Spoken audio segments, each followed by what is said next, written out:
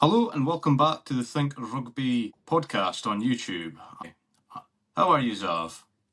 I'm doing well, mate. Thank you for asking. How about yourself? I am doing pretty well. I have got the patience of a saint, as you now know. I know very well. I know well. So, without any more hesitation, Arnie's desperate to get into this podcast. Quite a big one. Not too much rugby news, but there is what rugby news there is. I mean, it's quite big and it's quite significant, especially come the seedings at the end of the tournament. That's where it happened, I guess. But also some bragging rights at stake again, and all that, and also to see if some underdogs can perform in this championship that's way to happen. So, Andy, the Rugby Championship is the way to start this weekend. How are you feeling about it? I am absolutely ecstatic. I'm about as happy as that dog out there that probably everybody's just had barking. No, I've got to be honest, the weather was pretty poor last weekend up in Shetland, so not an awful lot going on. So no, I'm looking forward to the Rugby Championship. Get the build up going. I've even made the thumbnail for one of our episodes in a few weeks' time, and all to be revealed then. Lovely stuff. No, on to other news. So, blocks, New Zealand, Australia, and Argentina. No. I will save our predictions for later on, but I feel like this is not going to be a typical rugby championship. I think it's probably the most open rugby championship in terms of who can beat who for a long, long time. That could be down to the fact that Australia, like for example, are, I wouldn't say they're cooking, but they have just came off a win against the Lions. You've got South Africa. I mean, they could put out their C team, which would be equally as strong as their A team or B team. You've got New Zealand, who are slowly just kind of coming back under the radar, and I think folk are kind of pushing them to the side a little bit. Why they've not been the most dominant as of late, and even less so like lately. I would say, in my opinion, in terms of just not just club rugby, but also just international and individual players. But you've got Argentina as well, and how are they going to go? I mean, I spoke to you off camera, but I'm actually not too sure about Argentina.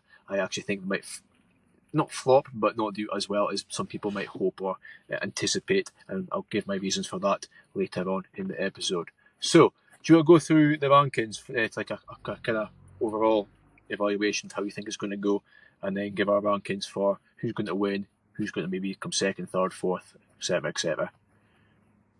Can do. Nice one. Yeah. So, I'm going to start off. We'll go.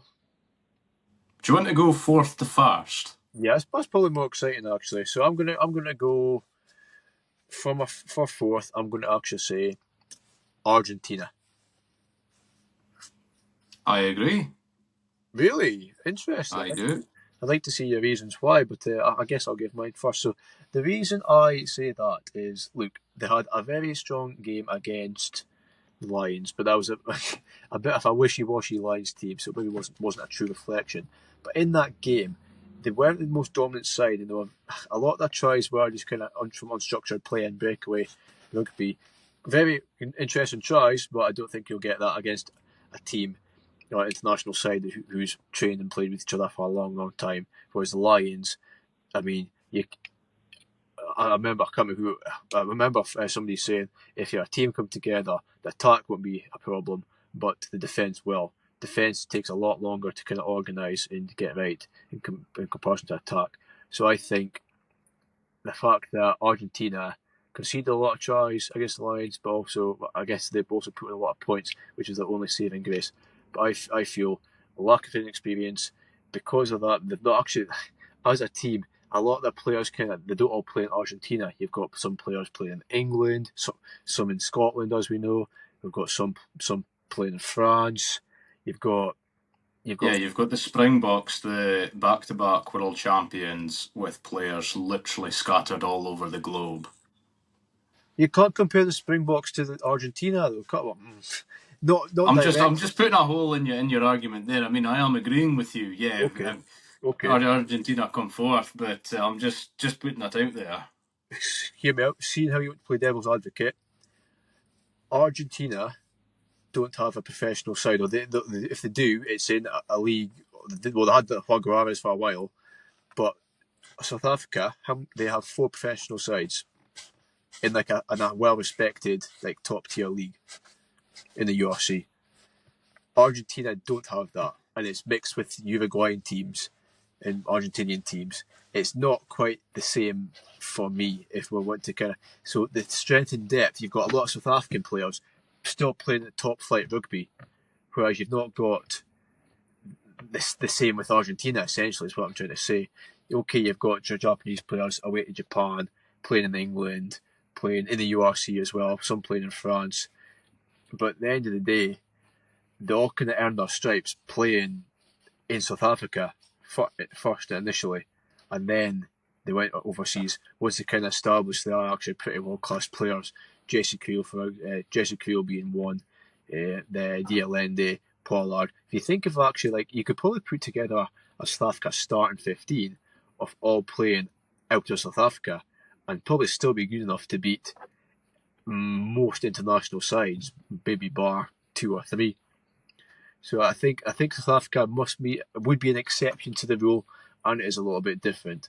So, devil's advocate, I'm saying Argentina at bottom for those kind of reasons. But also I want to touch on the inexperience of Argentina. So apart from the players in the top kind of French leagues who have had a long, like grueling kind of season, and we'll kind of see how they get on, that might have impacted them.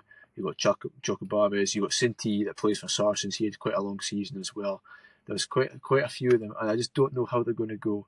They've got a few of their more experienced players leaving the squad, albeit like Cordero, like Sanchez retired at the World Cup a couple of years ago. I don't quite think they've properly replaced those kind of players. I could be wrong. I could be dead wrong. Argentina's not my complete forte. They're not one of my most knowledgeable countries in terms of rugby to be analysing. However, I have been watching them play. And if you look at them, especially like I say against the Lions, they did just scrape a win against a team that was very, very new and disjointed, and they weren't actually very dominant. Either Argentinians, they weren't very impressive. So I think folk are getting a false representation of how strong they actually are. They have got a lot of young, strong talent coming together. A lot of the wingers, even some of their tens. But like what I say, they've got potential and young players coming through. Is it going to be enough to come up against Australian side, which seems to be maturing quite a lot, an All Black side, which, I mean, the All Blacks are the All Blacks. When they want to turn up, or if they turn up, they will, and they'll be absolutely out of this world, beat anyone on their day. And you've also got the Box, who, like I already alluded to, are so strong in strength and depth. I don't think a team with potential players would beat a team with established already kind of mature players. For me, I thought last year, I thought they capitalised quite well, and they had such a big bounce off of Felipe Contepone's first kind of year as head coach. I feel like that gave them a big boost and allowed them to go and get, if it was 3 wins that they had last year in the 2024 Rugby Championship. It'll be tight between who comes bottom. It will either be the Pumas or the Wallabies. Yeah, I do agree with you on that. I don't get me wrong, I'm fed up hearing Australia, they're like you're saying, they're getting there, they're getting competitive and everything. I'm done with that, and I can only see upward for the Wallabies, basically. So yeah, I think the Pumas, they had a bit of a feel-good factor from the new head coach coming in last season. I can't see that happening again this year, and I think the Wallabies will just pip them for bottom. The new manager bounce is quite common. Yeah, it does happen quite a lot. New manager bounce, which I'm quite wary about for some other coaches in other leagues and competitions, which I'll maybe mention later on. See Australia. Do you think they'll target the Argentina game just so they don't get like that wooden spoon, or do you think they'll maybe take a more kind of round approach and just treat every game as they come and treat them all, not all the same, but treat every game as they come and take the challenge as it comes? Probably the latter. I think they would probably look for every game as it comes, I mean, the fundamental for Joe Schmidt is to make sure he doesn't get 2 back-to-back wooden spoons, because that his stock will plummet. And he's a very clever coach. I can't see him just allowing that to happen. Last year, the Wallabies only had 1 win and they lost 5 times. That's just not going to happen this time. I can't see it. They have come far. Like, I know we all say that they're a building team, a growing team. They have come quite far, and I've been very impressed with like Lina and some of that depth you've got. Like I've mentioned Donaldson last week coming off, and you've got lots of depth and just like different sort of players that can slide in and change games very differently.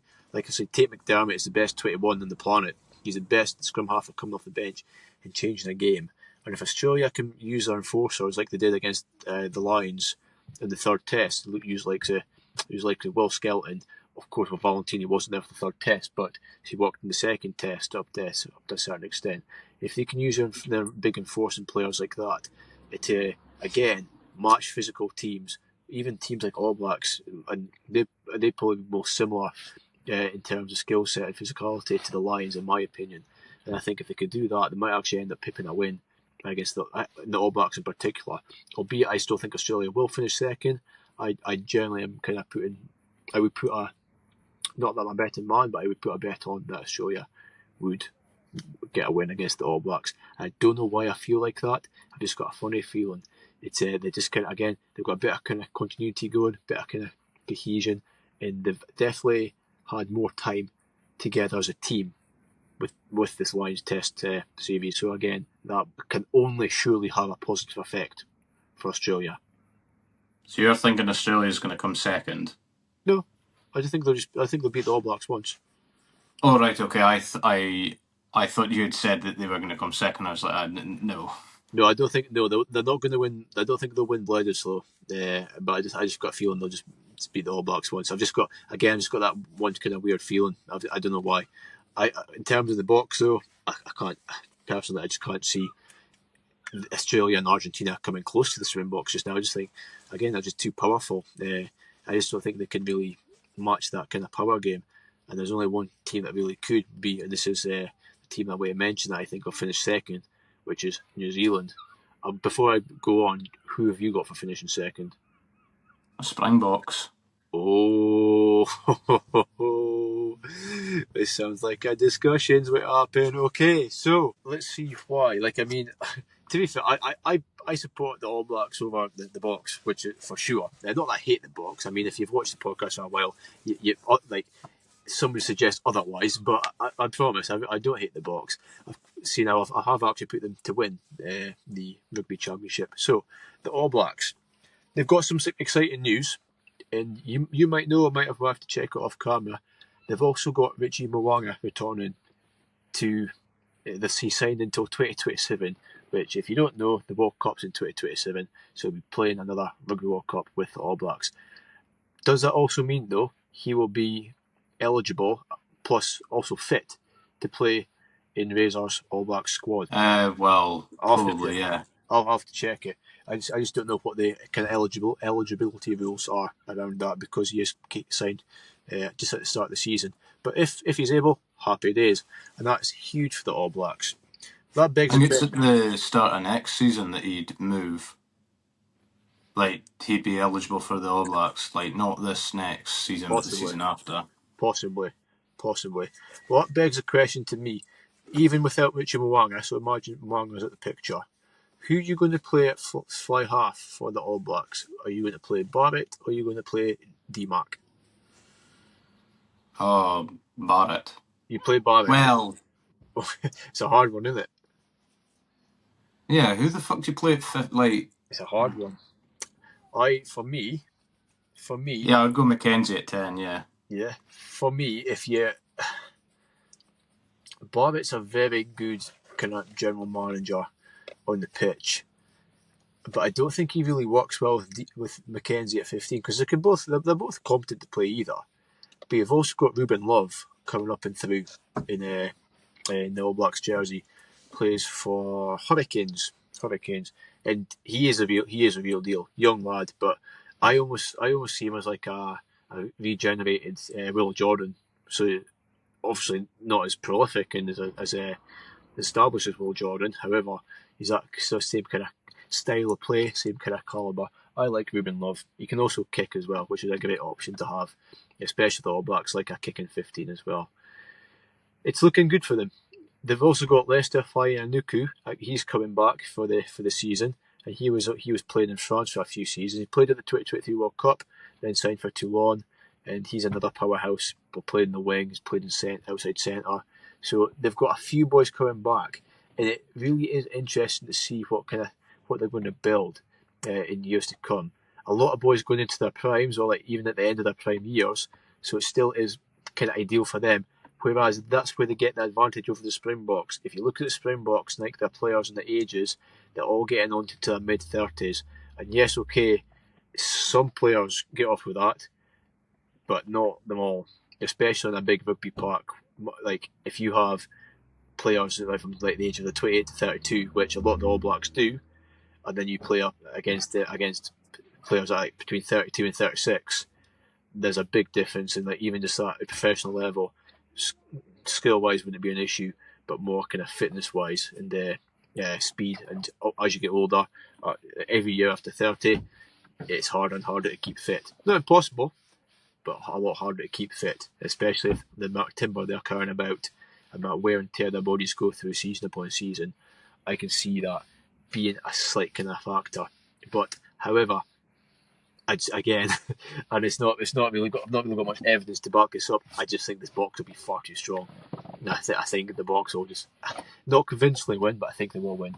But like I said, I think it could be the most kind of open kind of championship in terms of like it could be close. A lot of it could be close. Like I say, I think Australia could beat New Zealand at once. I anticipate. I think the Box could lose to the All Blacks, but also I think the Box could also beat the All Blacks. Oddly, I think Argentina's got more chance of beating the Box than they've got beating the All Blacks, which sounds a bit backwards in a way. But I've just got a kind of funny feeling. I just think it's going to be one of those tournaments, one of those funny kind of tournaments where, again, it's like, who knows what's going to happen, which makes it for great reading and great anticipation when you're watching on the other side of the world at 8 a.m. in the morning or whenever it is. It's actually something worth getting up for, because you know it's not just going to be a pumping. Well, you think it's not going to be a pumping anyway. I don't think it will be. I think it'll be quite close games. Yeah, I do see your point and everything you've just made about the Springboks. However, I mean, I do just think Razor, there's going to be an expectation for him to go out and do something this year. Last year it was just like, well, okay, it's your first year. Mm-hmm. I would say more of the spotlight went on to the Wallabies being that bad, compared to the All Blacks not winning the thing. I did a bit of digging. So last year, the All Blacks failed to beat South Africa and they lost their opener to Argentina. Uh-huh. I can't see a repeat of them losing their opener to Argentina. Obviously, this project that the All Blacks have with Razor, as I said last year, they're going to have to just try and find a way of stopping the Springboks from winning the next World Cup. And part of that is going to have to be, I wouldn't say it's an inability, but certainly they seem to not get the result in recent times. The last 3-4 times of playing South Africa, they haven't beaten them. Week 3 of this tournament, I think, is going to be pivotal. You've got the All Blacks undefeated 50 games at Eden Park, and then the Springboks are going to be coming. And I do just think whoever wins that game, and probably more so who wins in week 4, it's likely going to be whoever wins the championship. So that record in itself at Eden Park is absolutely incredible. Like there's nowhere that comes even close in not just rugby but also sport. Like if there's going to be one team though, and one team only, then that's going to like break that record. And it's going to have to be Scotland, South Africa. It's going to have to be South Africa. To be fair, I don't even think Scotland's even played. Scotland did play at Eden Park. They played against the Maori All Blacks at Eden Park. But it's going to be South Africa. And Samoa. And to play Samoa as well at Eden Park. Here you go. So Scotland have won at Eden Park. But no, I think South Africa, the current kind of form there, or kind of state they're in internationally. Would I be right in saying this will be the fourth rugby championship in a row to win? They've won 3 in a row so far. They're possibly going for their fourth. Have to I'm not factor. sure about that. I thought last year South Africa won it. But I thought that would have been like the first time in 4 or 5 goes that they won it. I could be wrong with that. I thought No, the All Blacks usually dominate this tournament, or I this think tournament and the Tri Nations as it was formerly known as. they definitely dominated Tri Nations, but we'll have to quickly look. But I think this could be the fourth time in a row to win the Rugby Championship, but also win a third time in a row to win the World Cup. Now that's never been done before, and that's a big No. challenge at hand. Okay, they've got a couple of years, which I mean I can predict maybe in a couple of years' time in the pod how it's going to go. But I think this is South Africa's kind of golden generation coming to an end. They might just hold it out until the end of the 2027 World Cup, but certainly this is it starting to come to a close. But again, it's not a good. It's a golden generation for a reason. So I still think they're going to win. And the All Blacks aren't there in their next kind of big era, a big kind of generational kind of influx of talent. Good players, some very, very good players. Don't get me wrong. 99.999% of players in rugby wouldn't be able to lace their boots. But again, like a bit less experience, bit less bulk, and I don't know. Just when folk play the All Blacks now, do you not kind of feel like, unless you're Scottish, do you not kind of feel like there's not that fear anymore? The folk said that it used to be when you went to play the All Blacks, it was No, how no, do you not think no. that? It There used is to still an aura of playing the All Blacks. it used to be Last year, they only lost 1 out of 5 matches in the Autumn Nation Series, and that was against a fully fit France, yeah fully selectable France. yeah. So I just that nonsense.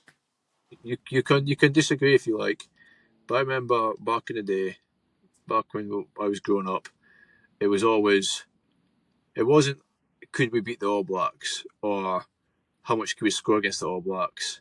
It was always how much are we going to lose by, and that's the kind of aura you want to bring back, and that's like where the Springboks aren't quite there. This Springboks golden generation hasn't quite hit those heights. In my opinion, I feel folks still fear them, but like you say, yes, the aura still is relevant. But for me, there are still folk I kind of think, especially a good run of form. Maybe their record against All Blacks lately hasn't been awful. Okay, maybe lost, but it's been close. You might think we can actually give them a go here, give them a crack, beat them. For example, teams would be, well, I would say Ireland, but I mean, we've all seen what happened last time. They came to town. Even like England, I think England would be one of those teams. France most definitely be one of those teams. Yeah, okay, they just had that 3-test series, but it was like a France B/C team, so it wasn't a full representation. But again, like I say, emphasize the point.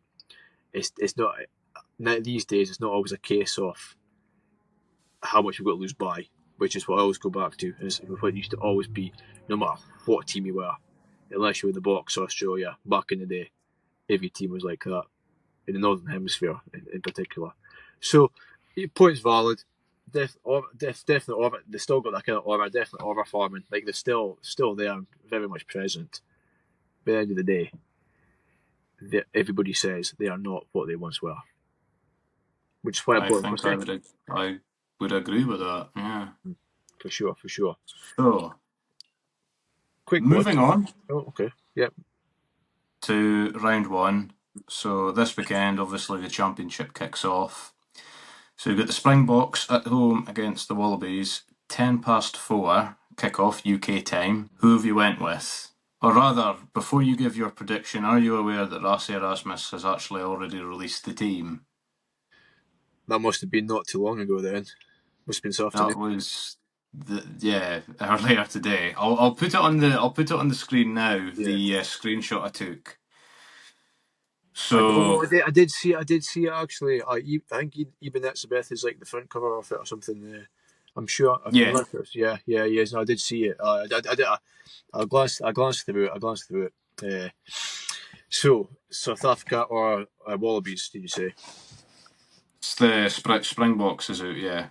But the game itself, I'm saying, is Springboks vs Wallabies, 4:20 in the morning. I've not seen the team, but No, it's 4:10 in the afternoon. oh, is it in South Africa? Apologies, I was under understanding it was in like Australia or somewhere, but okay, that's fine. So I'm going to say, with the being home advantage, You've spent the first part of this podcast talking up the Wallabies. You've got to go and back them. Australia will score 4 tries. That's me backing them. Australia will get a bonus point, try bonus, but South Africa will be way too much in my opinion. I think second half will be when they kick in, especially with this bomb squad they always seem to have. Yeah, so I reckon South Africa. So the Box will win it by maybe 15 points. I'm going to say. I don't think it'll be too embarrassing. 15 points. Yeah, I had the Springboks to win by 14 points, something similar. I said, may the best man win in predictions. Well, I mean, you're not wrong with what you were saying earlier. The fact that Australia have had 3 tests against the British and Irish Lions and one also against Fiji, Yeah. there will be that bit like match sharpness ready. But equally, I mean, what I think's going to happen is Australia will have a good start to the game, but the bomb squad will probably win it for South Africa. Mm-hmm. I think that any early opportunities that the Wallabies get, they need to have first off, like Skelton and Valentini starting. Yep. First 3 penalties or whatever, just kick for goal and get a couple of tries or something before half time or whatever, and they may have a chance of winning in the second half. However, Rassie Erasmus is no fool. I mean, the only thing I think he is a bit of a fool of is picking Manny Labok at fly half. That could be their undoing, but other than that, I have to say it's. No, I'm glad. I'm really glad because I was actually going to ask you the question. Like I say, who would you actually play at standoff for South Africa out of the 3? Pollard, Labok, or Sasha Feinberg Zulu? Just say Sasha. Which one out of the 3 would you play for the Wallabies game as well? You'd probably just go Zulu because Manny Labok has proved for the last fucking 3 years he cannot do goal kicking. Yeah. Yeah, he's a phenomenal player. incredible. He is a phenomenal player. He is not a goal kicker. You could put Sasha either at 12 or 15, and he has done it, and he's pretty bloody good at it. You could also have Willie LaRue. Willie LaRue can kick for goal, which again, and He's not in the squad. You've also got, I don't know who's playing number 9, who's playing scrum half. Grant Williams. Oh, Grant Williams. Well, he wouldn't be kicking. Grant Williams is an absolute. He's electric. You'll think he's a winger when he's playing. He's electric. Good player, but when you're again like you wouldn't tip him to start the All Blacks game. I think there'd be a bit more of a game manager in there for that game, i.e. a Faf de Klerk or Kobus Reinach, for example. But Grant Williams is a good player. So that's a very interesting half-back lineup between Grant Williams and Labok. That could work. 2 very fast-paced players. But 2 players which kicking games Grant Williams from hand and also Labok from the boot probably is the weakest out of all the kind of combinations you can go with for me. So that could again play a factor. The saving grace is Labok's kicking from hand. Okay, it's not quite like a Pollard, but it's not too shabby. Not too shabby. I'm going to say Box by 15. But I like the points you make about Australia and how scoreboard pressure is a great thing. If they manage to get a few early penalties, Liner can kick well, Donaldson can kick well, if Donaldson's playing, if Donaldson starts, usually comes to the bench, to be fair. If Lina managed to slot a few, and again, you've got like Peach, you've got Sualiti, they always kind of turn up, Ikitau, they always kind of turn up and pop a score out of somewhere, or create a score out of somewhere. Tom Wright as well, at fullback, so I mean, it could happen. And like you say, these enforcers, Will Skelton's got a good 50 minutes in him before he gasses. Just get him to empty the tank and have a really strong first half and see how you do when you bring your own kind of subs, well, not wouldn't say bomb squad, but your own kind of game changers on later in the game and see how you get on. All they've got to do is just not leave it too late, because Joe Smith was quite bad at that. They left, I think they left Skelton on way too long in the second test it was, and the Lions just pulled straight back into it, and that was kind of pivotal. You need to get the subs right, especially at this kind of level against the Box. Get the subs right, and hopefully the rest will follow. So later on, after that game, at 10:10 at night, you've got Los Pumas, Argentina, hosting the All Blacks, New Zealand. Yeah, that'd be a nice one to settle down to. There'll be no team sheets out yet, because the Box are a weird one. They always release their teams so early, but sorry. Can I just quickly say about that? Russ Erasmus came out and said, "Oh yeah, I've released the squad to reduce speculation."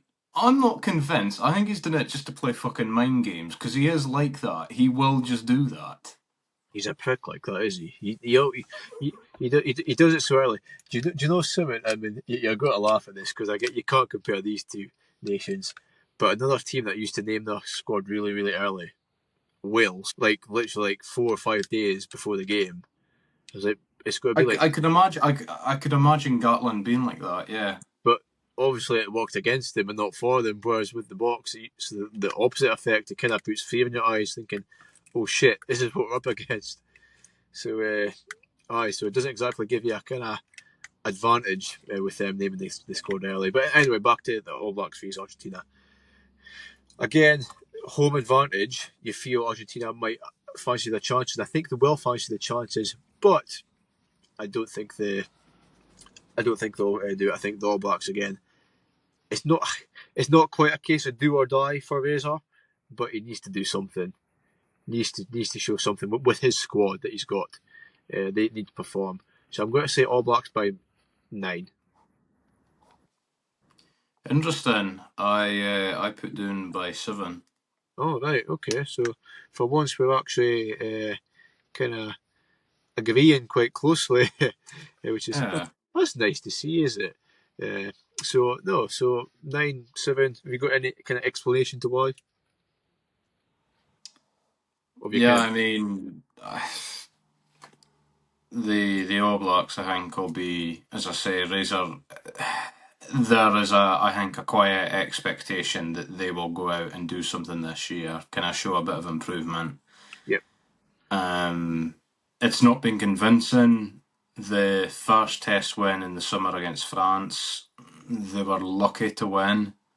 Mm-hmm. I think the pressure is on, and winning the first game should put them in good stead for winning the tournament, which I think will be on the kind of objective list for Razor. Yep. Valid points. And I can't really argue with it too much.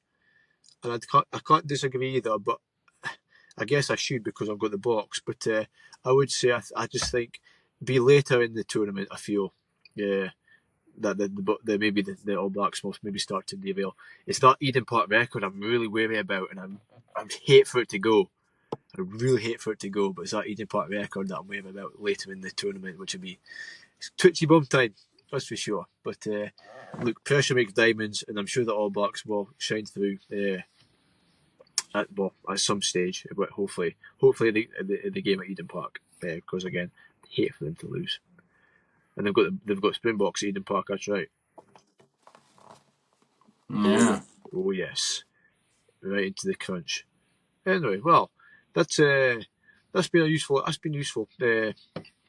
Got up giving our predictions, also giving our kind of scores. So I said the Box by 15 against Australia. You said 14. and I said the All Blacks by 9 against the Los Pumas, and you said 7. So again, very close. I mean, yeah, either both got to be relatively close, or both could be absolutely miles away. So, I mean, we can't. I mean, there's not going to be a right or wrong. There's not going to be one right, one wrong next week. We'll either both going to be right or both be wrong. Yeah. Thank you to everybody for tuning in. No, thank you very much, guys.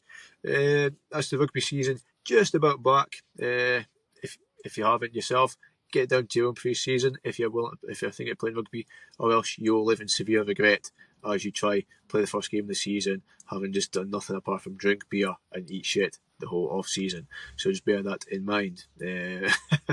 So Andy, I've not asked you, are you playing this season? No. No, you taking a year out, or what's the crack with you?